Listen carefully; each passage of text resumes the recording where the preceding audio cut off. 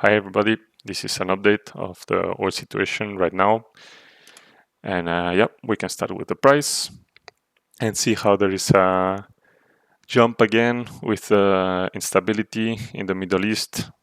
Conflict is starting again, so we'll see how it resolves. But yeah, now we'll see how is the situation of the supply and the demand and how we came from already pre-war, and we're coming from a situation where OECD members were increasing oil reserves. China was significantly increasing oil reserves. Oil in water was increasing as well significantly. This is mainly coming from countries that have sanctions, like Russia, that they have issues selling some of this production. So this leads to some of the boats that are transporting oil to stay in the sea for longer periods because they struggle to find customers sometimes. And what were the measures that were taken? First of all, 20 million barrels per day were stopped from producing in the strait, but 7 to 5 could be redirected. This is what we said at the time. There was as well in December 25 an oversupply of around 3 million barrels. And then due to the conflict, the IEA members started to release stocks of oil, but they are not the only ones. Many other countries did. And as well, there's a significantly portion of the oil in water that was consumed because of the Treasury Department issued a 13-day waiver for Russia to export oil freely. And this is how recently the EMF and the oil market report was published. And they were expecting that from January to February there was an increase in oil production. Then there's more or less 14 million barrels of oil destruction of production because of the Middle East.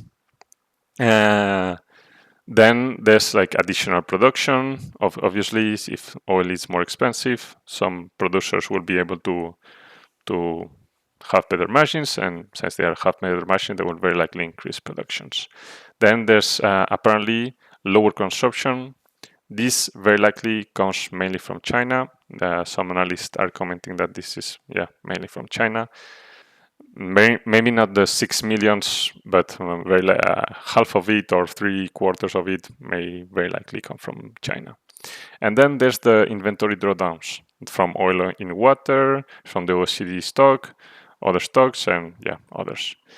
This inventory drawdown is a one-off. I mean, you cannot sell inventory infinitely. You have to produce it, otherwise you will run off inventory.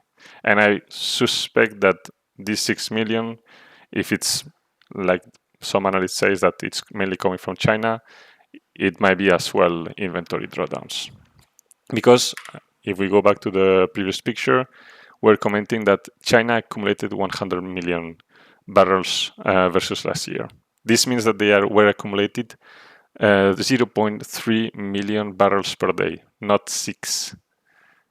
From 0.3 to 6 is like 20 times difference. So I do suspect that China very likely is destocking as well. So, and as well, I don't believe that after the conflict, if there is a truce or whatever happens, the 14 million barrel will not be back to produce again. We have to keep in mind that a lot of infrastructure has been destroyed.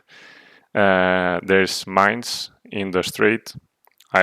Some like oil transporters might be like courageous enough to go and transport oil there, but I don't think that every company is able to afford losing a ship to mines.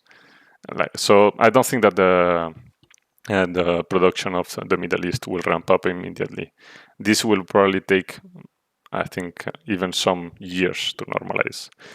So I don't think that this situation is really sustainable. So just to keep in mind and just to give my opinion.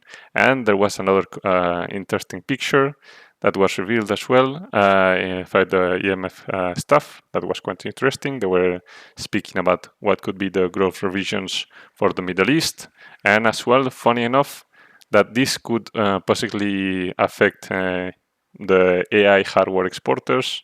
So yeah, I don't know, funny.